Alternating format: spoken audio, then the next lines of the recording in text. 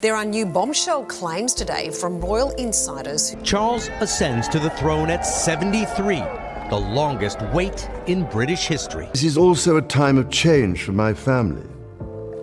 I count on the loving help of my darling wife, Camilla. When the walls of power begin to crack, when whispers turn into warnings, and silence grows louder than any trumpet, what secrets are left hidden behind the palace gates? What truth is so devastating that even centuries of tradition can no longer contain it? Just moments ago, the British royal family released a statement that has left the world frozen in shock. It wasn't long, it wasn't elaborate, but its words carried the weight of history itself collapsing in real time. A king whose strength is failing, a son thrust into a crown too soon. Heir to the throne since he was 3 years old, Prince Charles just became Great Britain's new monarch. And a woman quietly holding the monarchy together in its darkest hour. Stay with us, because what you're about to hear may change everything you thought you knew about the future of the crown. The announcement that stopped the world. The morning began like countless others at Buckingham Palace. Guards changed shifts at dawn. Staff moved through corridors preparing rooms that would stand empty. Journalists gathered outside the gates, cameras ready for updates that rarely came. But at 17 minutes past 10, everything changed. A man stepped before the microphones. No grand entrance, no prepared remarks. Just a face drained of all color and a voice that barely held together. He spoke 10 words. 10 devastating words that would echo around the globe within seconds. His Majesty's condition has deteriorated. Further details to follow. Then he turned and walked away. No questions taken. No explanations offered. Just silence. The reaction was instant and visceral. News networks across every continent interrupted their regular programming. Social media platforms exploded with shock and speculation. People froze in their offices, their homes, on busy streets, trying to comprehend what they'd just heard, because this wasn't a routine health bulletin. This was something far more serious, something that felt final. And what made it even more chilling was everything the statement didn't say. No mention of ongoing treatment, no discussion of recovery prospects, no comforting words about stability or improvement, just that single, terrifying word, deteriorated. Less than an hour before that announcement shook the world, two figures had slipped through the palace gates, Prince William and Princess Catherine. Their vehicle entered the grounds at precisely 12 minutes past 9. There were no royal waves, no acknowledgement of waiting cameras. Their expressions told a story that needed no words, strained, hollow.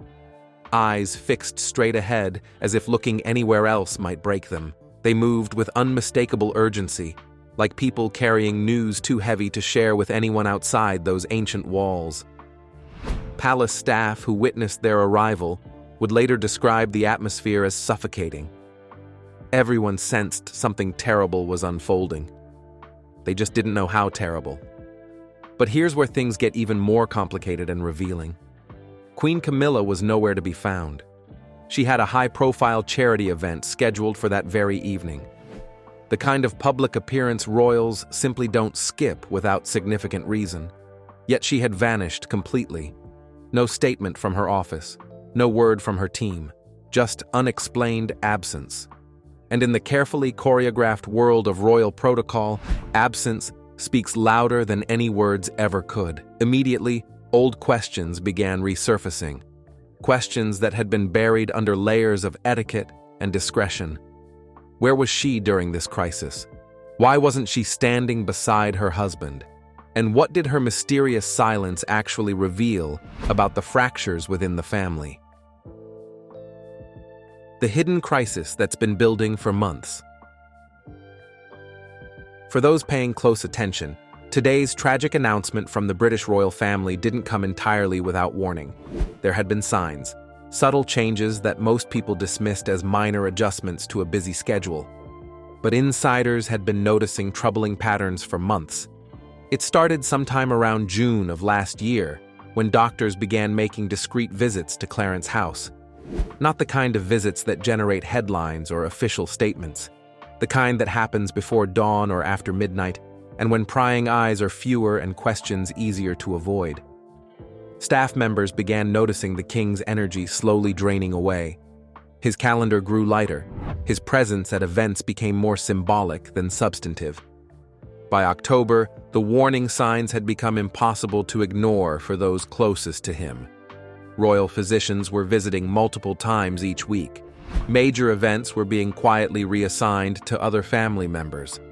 Prince William started appearing in places everyone expected to see his father. Rumors circulated about a brief collapse during a private strategy meeting in November, though nothing was ever officially confirmed or denied. What couldn't be denied was the obvious truth. The king was struggling far more than anyone outside the palace walls realized, and the institution was doing everything in its considerable power to conceal just how serious things had become. Official statements remained deliberately vague. Press releases were filtered through multiple layers of careful and non-committal language designed to reveal nothing. But behind those closed doors, emergency protocols were being dusted off and activated. Contingency plans that had existed only as theoretical documents were suddenly becoming frighteningly practical.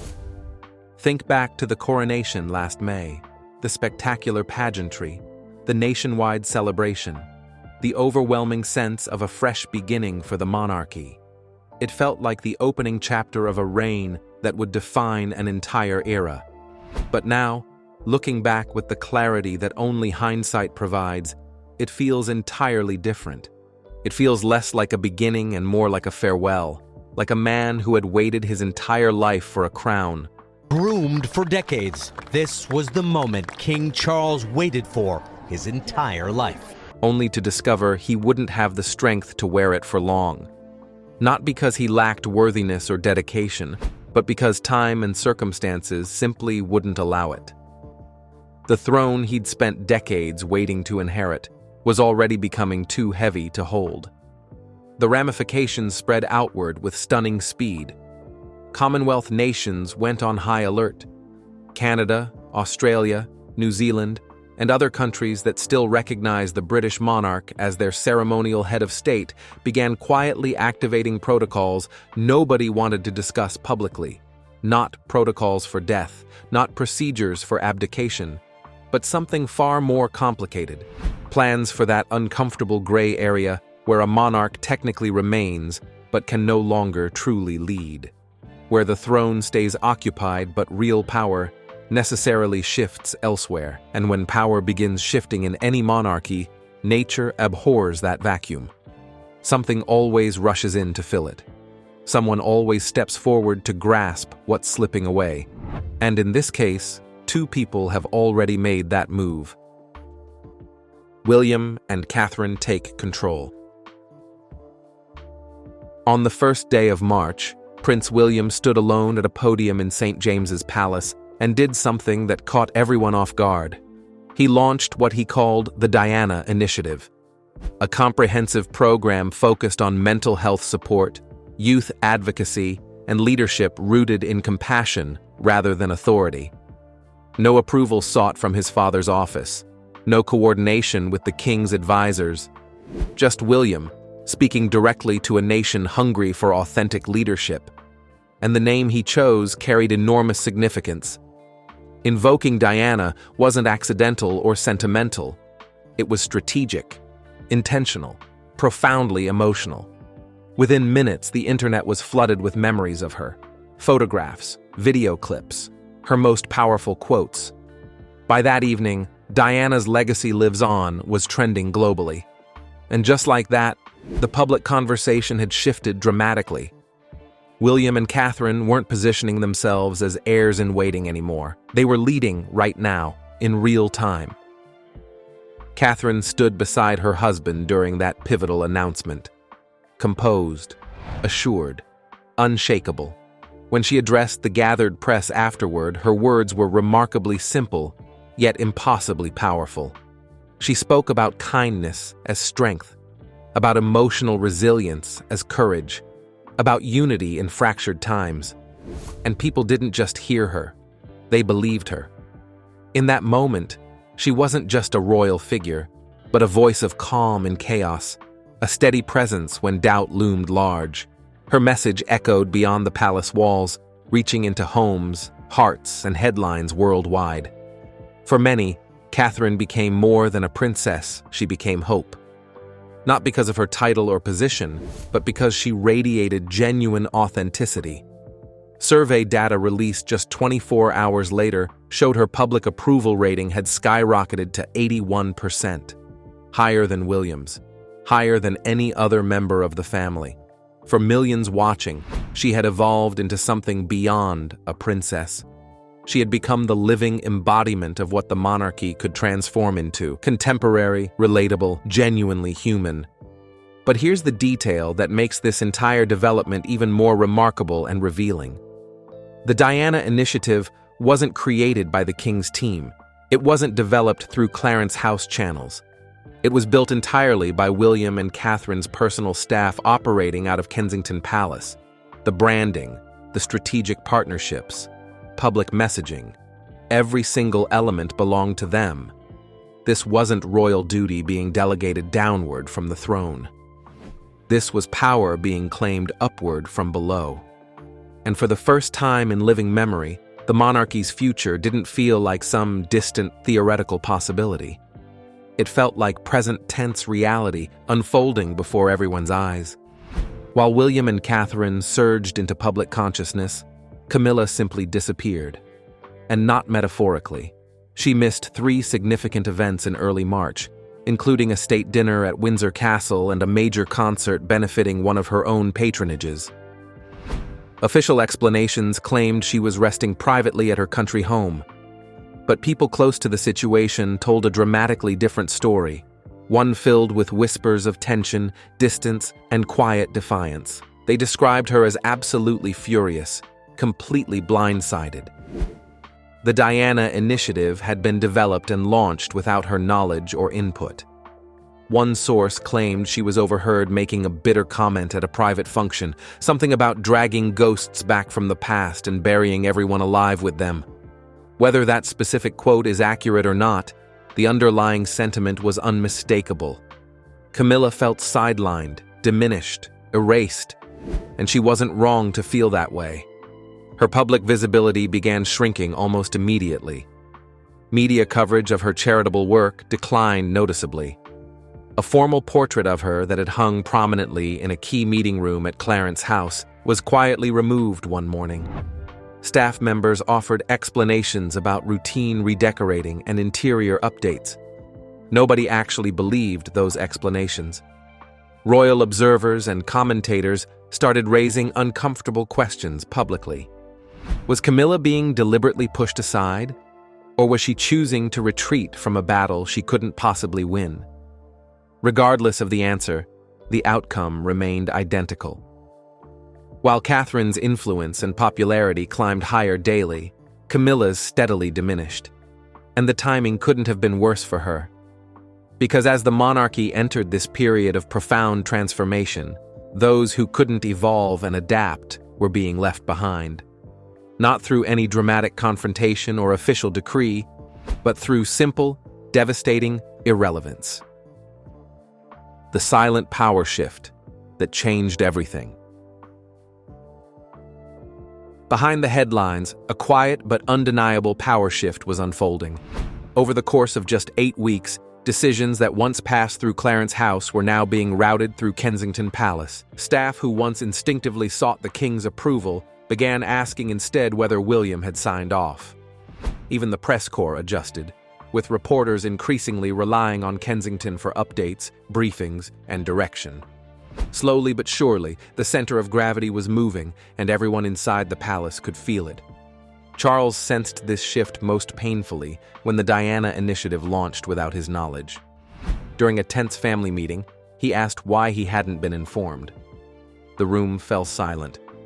No apology was offered, no justification made, just the heavy realization that authority had already shifted elsewhere.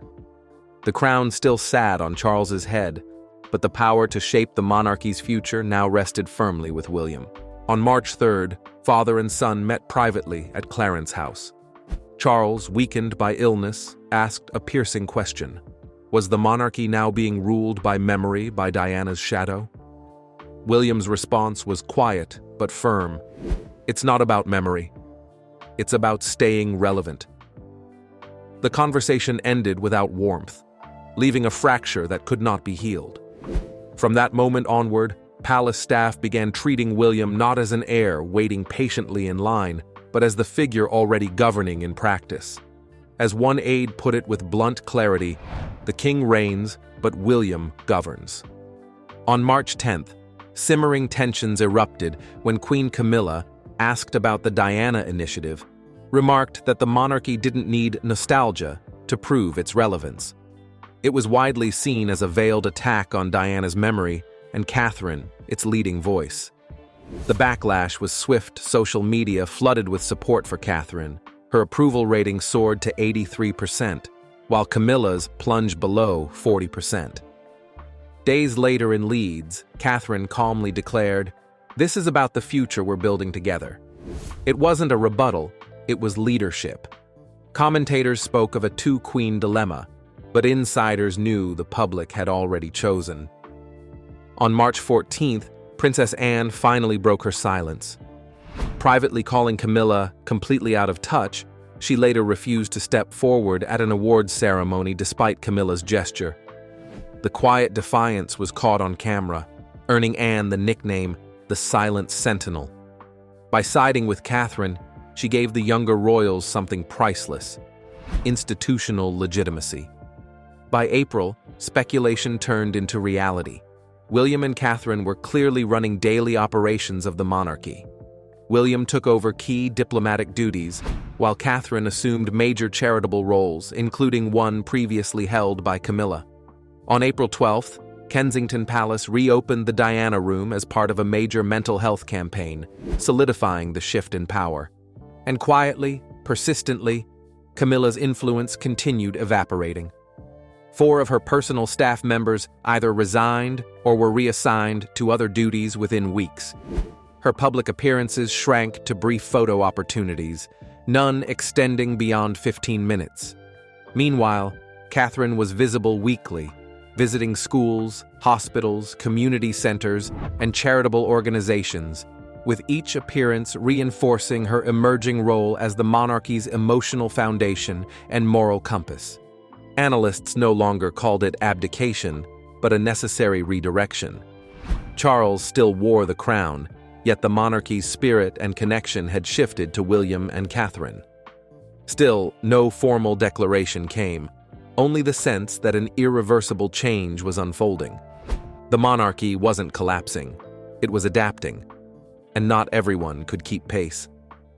By May, Charles made only 2 brief, carefully staged appearances. He smiled, waved, and left. Observers saw the truth: he was present, but no longer leading. The monarchy had split, the past, bound by fading ceremony, and the future, embodied by William and Catherine, actively reshaping the institution. Princess Anne, once neutral, had become a vital guardian of Diana's memory and visible support of Catherine, granting the younger royals crucial legitimacy. Then came the morning shock. At 10:32 a.m., the palace issued a brief but devastating statement. The king is in critical condition. His medical team is providing ongoing care. The royal family requests privacy. Just 12 words, yet they struck with the force of an earthquake. For the first time in decades, the crown felt fragile, human, even breakable. It was a moment that shook not only Britain but the entire Commonwealth, reminding millions that behind the grandeur of monarchy lies the same vulnerability every family must face. The crown, once a symbol of permanence, suddenly felt perilously fragile. Inside Clarence House, emotions overflowed. William arrived red-eyed, jaw tight, his grief barely hidden, while Catherine walked beside him calm, steady, yet visibly hollowed from sleepless nights at the king's bedside, holding his hand as doctors delivered the unthinkable. Multiple sources revealed she had been there for hours, offering silent strength when words failed. Camilla, however, remained absent, retreating to her private home. Insiders quietly suggested her absence reflected not only grief, but deeper divisions within the family. Publicly, they mourned together. In reality, they grieved apart, exposing cracks in the monarchy at a moment of historic strain. Amid heartbreak and uncertainty, Princess Catherine has become the monarchy's anchor. Calm, focused, and devoted, she has guided both her husband and the institution, while others faltered. In a private moment last night, she sat alone in King Charles's study, reading Diana's letters, one line reminding her that the crown can be a prison, but with heart, it becomes a light. She wept, not just for Charles, but for what lies ahead. Catherine knows this moment defines the future for George, who will inherit a reshaped crown, for Charlotte, who may echo Diana's strength, and for Louis, who will grow in its shadow. She is leading not with protocol, but with empathy and humanity, earning the quiet title of the Regent from palace staff. For millions, she already embodies it. Outside Buckingham Palace, candles and flowers mark the nation's grief. Buckingham Palace's well-wishers gather to pay their respects. There are piles of flowers with plastic removed. People gather, not to protest, but to witness history. The crown hasn't changed heads, yet its weight has shifted. Tonight, comfort rests in Catherine's steady presence, her silence carrying more strength than words. This is the end of one era and the rise of another, unfolding before our eyes in real time. If this story affected you, if it helped you understand what's really happening behind those centuries-old walls, if it made you think differently about this royal family's future, then please hit that like button right now and subscribe to our channel, because stories like this matter more than ever. They remind us that even the most powerful institutions in human history are ultimately built and sustained by real people. Flawed people, grieving people, hopeful people trying their best under impossible circumstances. And sometimes the most important moments in all of history aren't the ones announced with golden trumpets and elaborate ceremonies. They're the quiet ones, the moments that happen in shadows and silence, the moments when someone finds the courage to step forward when absolutely no one else can. Stay with us, because this story is far from over, and there's so much more truth still waiting to be uncovered.